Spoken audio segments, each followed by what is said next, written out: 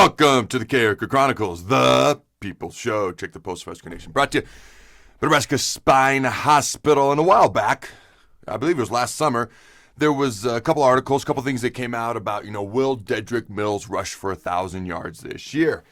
And things have changed a little bit since then. We're not going to play football until the end of October, but we are going to play football. The amount of games we're playing has changed. The opponents that we're playing has changed. So I thought this was worth revisiting. Now, to me, it's going to come down to three things whether Dedrick Mills can get to 1,000 yards rushing this season. And one of the reasons I bring this up specifically is because I think if he gets to 1,000 yards rushing, because ladies and gentlemen, football is still blocking, tackling, running the football. That's what it is. If we have 1,000-yard rusher, okay, it's going to be more challenging. There's only 10 regular season games this year, so that makes it more challenging.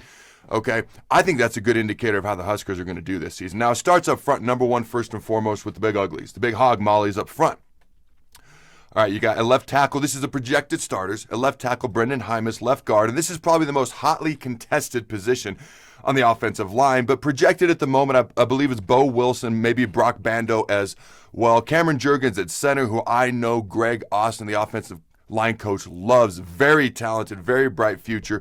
And by all rights, it appears that he has put those bad snaps behind him at right guard, Matt Faranoak, and at right tackle, Bryce Benhart. Now, this is a very imposing looking offensive line.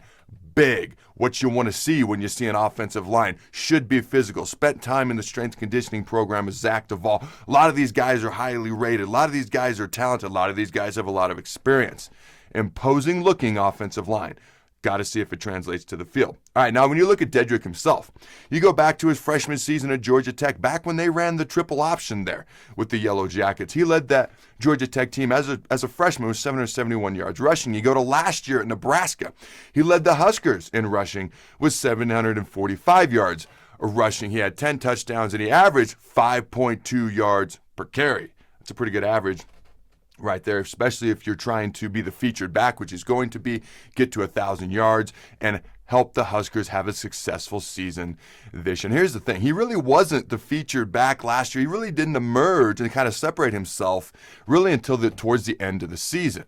Now, the second thing is I think Dedrick being featured from day one, obviously, more carries equals more yards. I'm not a math major here, but that's kind of how that works. Now, if he just has 20 carries a game, now they're going to spread the wealth. They got Adrian Martinez. They got Wan'Dale Robinson. Luke McCaffrey's going to figure it in the mix. You got some weapons, okay? But if he just had 20 carries a game and he kept that same average of 5.2 yards per carry, again, math major, that's 1,000 yards or a little bit more. Now, let's be honest. Averaging 100 yards a game isn't easy to do. Tough schedule, less games, things of that nature. Okay, all these things make it more challenging. Now, it could come down to number three. Do the Huskers make a bowl game? Now, will there be bowl games this year? How many will they have? They're going to try to have the college football playoff, but beyond that, will 4-4 get you into a bowl game? I don't know. But here's how I look at it. Because if he gets 20 carries a game, averages 5 yards a carry, he has to average 100 yards rushing a game for 10 games if we don't get into a bowl game to get to 1,000 yards. Now, if we make a bowl game, and that's 11, okay, 11 games dividing into 1,000 versus 100, it actually drops the amount of yards he needs to average per game to 90 yards per game. That's 10 yards less per game.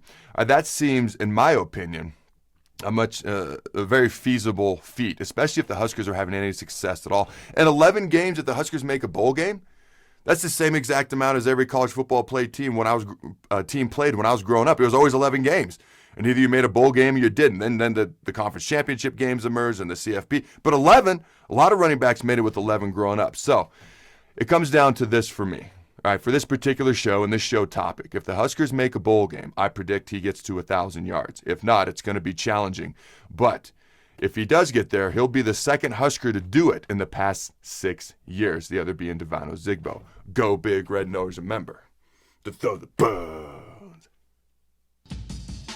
Thanks again to our sponsor, Nebraska Spine Hospital. Ladies and gentlemen, when it's your spine, you do not want to mess around, and experience matters. That's why you can trust the experts at Nebraska Spine Hospital, the region's only spine-specific hospital. They are the best at what they do.